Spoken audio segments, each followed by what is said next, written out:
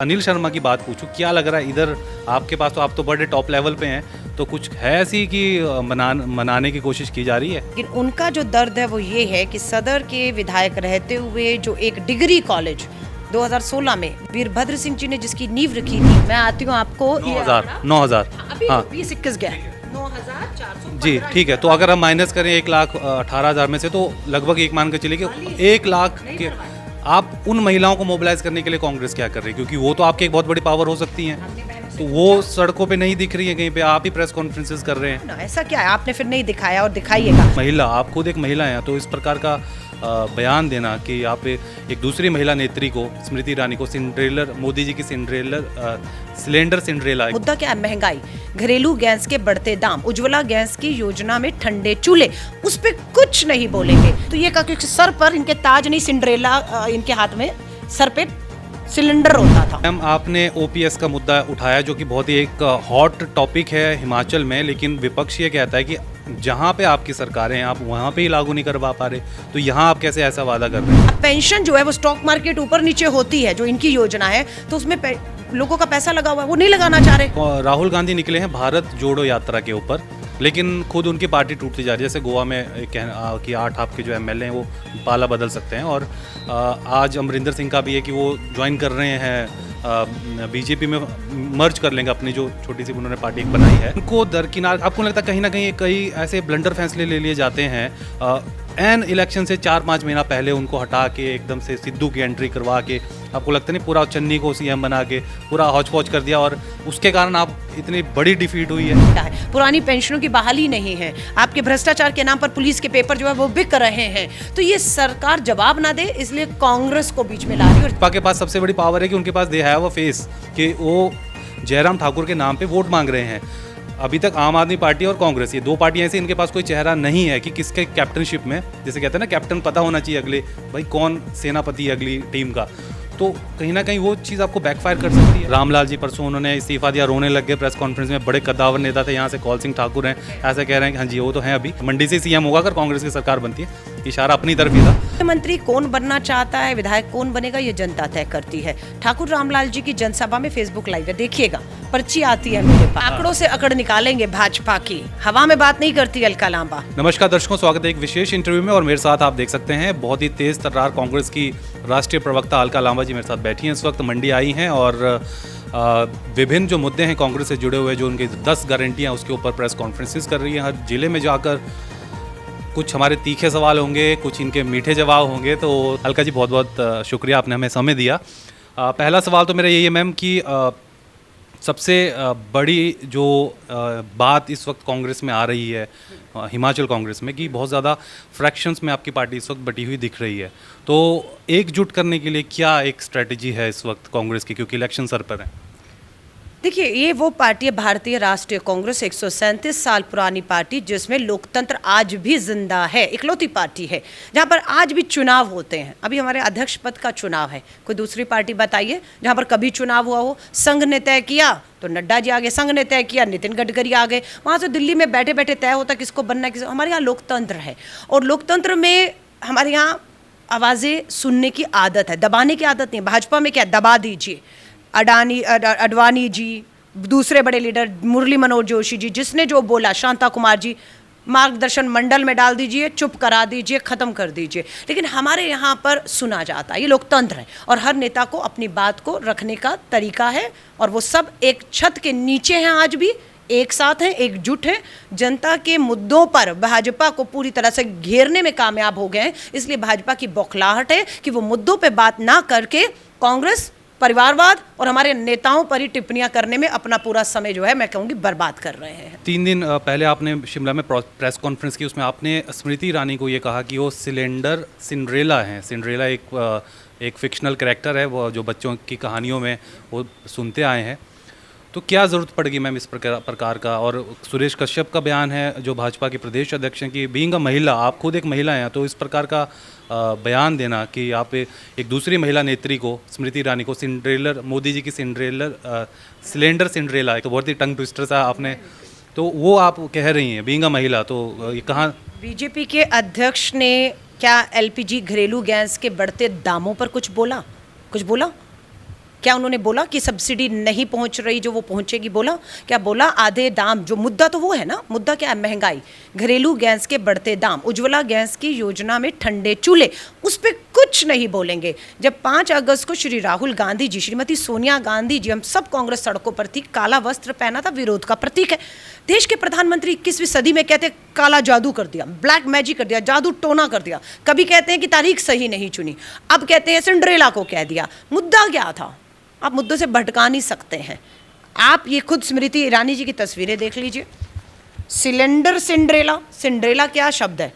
Cinderella तो बहुत अच्छा है, एक बच्ची जिसको एक क्वीन, महारानी, रानी एक की तरह हर बाप अपनी बेटी को कहता है मेरी ये बेटी रानी बेटी, तो उसी तरह सिंड्रेला। हमने तो ये कहा कि सर पर इनके ताज नहीं, सिंड्रेला इनके हाथ में सर पे सिलेंडर होता था, तो सिलेंडर सिंड्रेला बोला है क्योंकि सिंड्रेला के सर पर ताज था पुरानी कहानियों में। और इस स्मृति ईरानी बढ़ते गैस के दामों से अनजानी, ये बताने के लिए इसमें गाली कौन सी है? आपने ये मैं देख रहा हूँ 2015 की मूवी है डिज्नी की, दर्शकों, उसका पोस्टर पे इन्होंने एडिटिंग की हुई है। देखिए यहाँ पे स्मृति ईरानी को बिठा दिया है और ये ताज की जगह सिलेंडर होता था, तो सिंड्रेला ईरानी जवाब दो, जवाब नहीं दिया, जवाब से भाग गई। इसको विवाद बनाना चाहते हैं तो चलिए इस पे आ जाते हैं। आप उज्ज्वला जी, हाँ, ये आप जो आपने एक बहुत बड़ी बात एक कही है कि 1 लाख से ज़्यादा पूर्व सैनिक, अच्छा ये हिमाचल प्रदेश में उज्ज्वला योजना से 1,36,000 बहनों को, 1,36,000 बहनों को, ये जून 2020 में स्मृति ईरानी का दावा है, हिमाचल में 1,20,000 बहनों को सिलेंडर दिया। ठीक है, दिया, भरवाया कितनों ने? ये आप देखिए, ये है 25 जुलाई 2022 का संसद में मिला जवाब। मात्र 9,415 बहनें ही भरवा रही हैं, बाकी 1,35,000 में से 9,000 बहनें भरवा रही है। बाकी बहनें क्या कर रही है उस उज्ज्वला के सिलेंडर का? वो खाली पड़े, उस पर हार माला डाल के धूप अगरबत्ती करके उसका अंतिम संस्कार कर दिया, क्योंकि गैस नहीं, यानी कि जान नहीं है, जल नहीं रहा है। लेकिन ईरानी ने क्या इस पर कल मुंह खोला? एक बात भी स्वीकारा कि हाँ महंगाई है, उज्ज्वला के सिलेंडर ठंडे पड़ गए, कीमत 1100 है, आधे दाम होने चाहिए, सब्सिडी मिली, कुछ बोला? कुछ नहीं बोला। और सम्मेलन क्या था? महिला सम्मान सम्मेलन, और मंच पे पुरुषों की भीड़ में ईरानी के अलावा दूसरी महिला खोजना मुश्किल हो रहा था।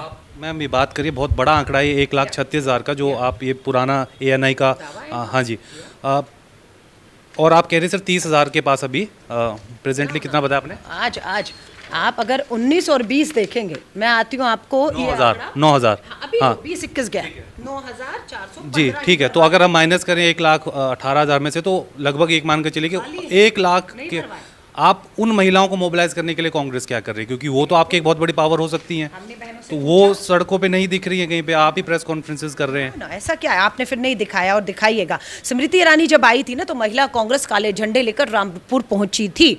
महिलाएं मिलना चाह रही थी, पूछना चाह रही थी कि ईरानी जी, आपने चुनाव में सर पर सिलेंडर लेकर हमसे वोट मांगा, हमने आपको दिया, अब ये दाम हमसे नहीं भरे जा रहे हैं, महंगाई की मारे काले झंडे दिखाए, सवाल करना चाह, तो आप कह रहे हैं महिलाएं नहीं उठा रही। महिलाओं ने कहा हमें आर्थिक मदद चाहिए। हमने पूछा क्या होना चाहिए? उन्होंने कहा सरकार आए तो बढ़ती महंगाई, बढ़ती बेरोजगारी और सिलेंडर के दामों के लिए थोड़ी आर्थिक मदद हो। हमने उनसे वायदा किया अपनी गारंटी में कि सरकार बनते ही जो तीसरी गारंटी है, महिलाओं को हर महीने 1,500 रुपए की सुनिश्चित आय दी जाएगी। हर महिला के खाते में पहली तारीख को 1,500 जमा हो जाएगा। अब वो 1,500 कहाँ खर्च करेगी, वो उसकी आज़ादी है, लेकिन ये उसको आर्थिक राहत देने का काम कांग्रेस करेगी। मैम आपने OPS का मुद्दा उठाया, जो कि बहुत ही एक हॉट टॉपिक है हिमाचल में, लेकिन विपक्ष ये कहता है कि जहाँ पे आपकी सरकारें हैं आप वहाँ पे ही लागू नहीं करवा पा रहे, तो यहाँ आप कैसे ऐसा वादा कर रहे हैं? ये कोरा झूठ है। हमारी सरकार राजस्थान में है, अशोक गहलोत सरकार, और हमारी सरकार छत्तीसगढ़ में है। हमारी जो है सरकार, उन दोनों सरकार में भूपेश बघेल जी ने तो यहाँ पर आकर कहा है मैंने अपनी सरकारों में पुरानी पेंशन योजना लागू कर दी है। राजस्थान ने भी कह दिया और कर भी दिया, हो गया, क्योंकि वहाँ सत्ता में है, कैबिनेट में भी आ गया, लागू भी हो गया, फायदा भी मिलेगा। लेकिन यहाँ पर कब से मिल रहा है फायदा मैम? कुछ हम आज आप नौकरी पर हैं, आप में भी 5 साल बाद रिटायर होंगे, आप 10 साल बाद होंगे, आप 15 साल बाद होंगे, लेकिन हमने ये कह दिया कि आप जब भी रिटायर होंगे, पुरानी पेंशन क्या कहती है कि आपकी जो लास्ट तनख्वाह थी उसका 50%, यानी कि आपकी 50,000 मानिए तनख्वाह थी, तो पेंशन कितनी होती है? 25,000, वो आपको मिलेगी।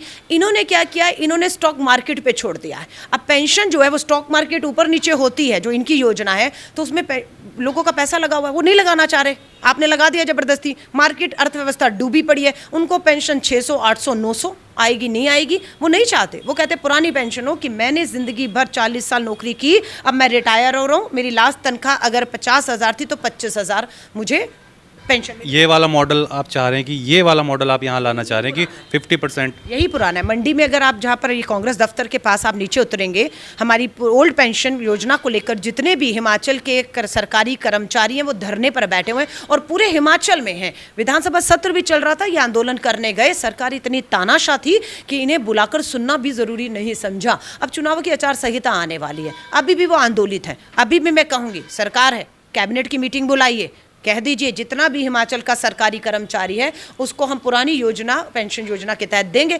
लेकिन हम इंतजार कर रहे हैं, अब हम तो सत्ता में है नहीं, लेकिन हमारा वायदा है जिस दिन भारतीय राष्ट्रीय कांग्रेस हिमाचल में दोबारा वापसी करेगी, पूर्ण बहुमत की सरकार बनाएगी, क्या लिखा है, पुरानी पेंशन योजना होगी बहाल, ये हमारी गारंटी है। सिर्फ 10 दिन में, 10 दिन क्यों चाहिए, शपथ हो गई मुख्यमंत्री की, मंत्रियों ने शपथ ले ली, पहली कैबिनेट की मीटिंग जब बुलाई जाएगी, पहली कैबिनेट मीटिंग में पुरानी पेंशन बहाल, पूरा हक अधिकार में। ठीक है।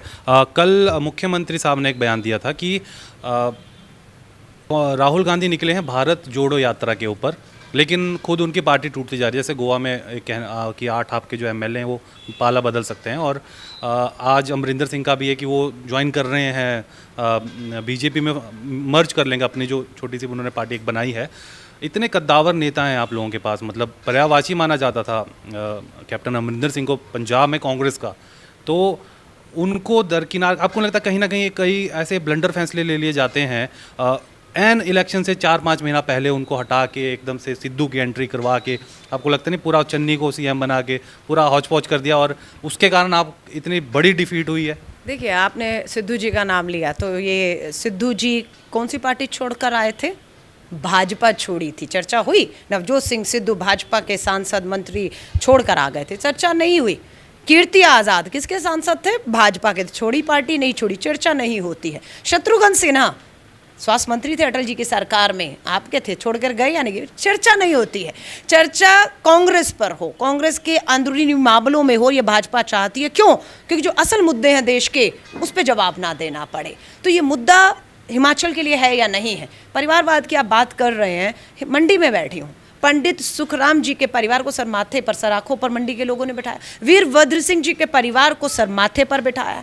परिवारवाद कहते अनुराग ठाकुर जी मंत्री हैं केंद्रीय, उनके पिताजी आज भी चाहते हैं एमएलए बनकर मुख्यमंत्री दोबारा बन जाऊं। उनकी तो टीस है दिल में कि उत्तराखंड वाला हारा मुख्यमंत्री फिर भी बनाया, मैं हारा था तो मुझे क्यों नहीं बनाया, है ना। सो बात परिवारवाद ने की। अगर परिवार ने सत्ता में रहते सेवा की है, मंडी और हिमाचल उसको सराखों पे बिठाता है। अगर आप विपक्ष में रह के संघर्ष करते हैं उनके साथ, तो सर माथे पर बिठाता है। तो ये कांग्रेस, गांधी परिवार या कांग्रेस के वो परिवार है जिन्होंने सत्ता में सेवा की है और विपक्ष में संघर्ष किया। तो मुद्दा ये है ही नहीं। मुद्दे हिमाचल के बेरोजगारी है, महंगाई है, सेब के जो हमारे व्यापारी जो उगाने वाला है, बनाने वाला है, वो त्रस्त है, अडानी के पूंजीपति मित्रों के हाथ गिरवी रख दिया है। पुरानी पेंशनों की बहाली नहीं है, आपके भ्रष्टाचार के नाम पर पुलिस के पेपर जो है वो बिक रहे हैं। तो ये सरकार जवाब ना दे, इसलिए कांग्रेस को बीच में ला रही है। और जनता के लिए कांग्रेस नहीं, अपने ठंडे होते हुए चूल्हे, बेरोजगार होते युवा, हिमाचल के अंदर जो नशे का जाल है, हिमाचल के मुद्दे वो हैं जिसको लेकर सिर्फ और सिर्फ अगर कोई बोल रहा है तो भारतीय राष्ट्रीय कांग्रेस बोल रही है। अब आपने बड़ा एक इंपॉर्टेंट नाम छेड़ दिया बीच में, और मंडी में क्योंकि आप बैठी हैं, और वो सवाल अगर मैं ना करूं तो ये इंटरव्यू अधूरा रह जाएगा। सुखराम फैमिली की आपने बात की। सुखराम जी के जो पुत्र हैं अनिल शर्मा, वो कांग्रेस के कद्दावर नेता रह चुके हैं, लेकिन पिछले इलेक्शंस में उन्होंने पार्टी चेंज की। उनके सुपुत्र आश्रय शर्मा वो भी आ गए बीजेपी में, लेकिन जब लोकसभा के इलेक्शन थे तो आश्रय शर्मा ने पार्टी चेंज करके कांग्रेस में चले गए, पिता रह गए भाजपा में।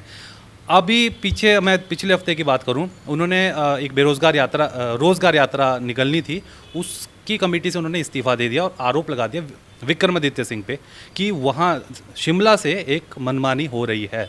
काफ़ी मेरा ही वो न्यूज़ का क्लिप है जिसमें मैंने उनसे बात की थी, काफ़ी वायरल हुआ है वो, आपके कांग्रेस के पेजेस पे भी वो काफ़ी शेयर किया जा रहा है। और विक्रमादित्य सिंह से जब हमारी रिपोर्टर ने क्वेश्चन पूछा था इस पर, तो उन्होंने भी इसका रिप्लाई किया था कि नहीं, उनका स्वागत है।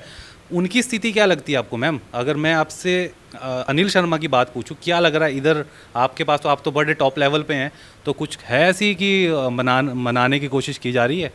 देखिए, अनिल शर्मा जी सदर मंडी से विधायक हैं, हमारे आदरणीय स्वर्गीय मैं कहूँ पंडित सुखराम जी के सुपुत्र भी हैं, जनता की सेवा कर रहे हैं, इसलिए जनता उनको वोट देकर जिताया है। लेकिन उनका जो दर्द है वो ये है कि सदर के विधायक रहते हुए जो एक डिग्री कॉलेज 2016 में वीरभद्र सिंह जी ने जिसकी नींव रखी थी, वो 6 साल बाद भी उनकी विधानसभा में डिग्री कॉलेज अभी तक पूरा नहीं हुआ है।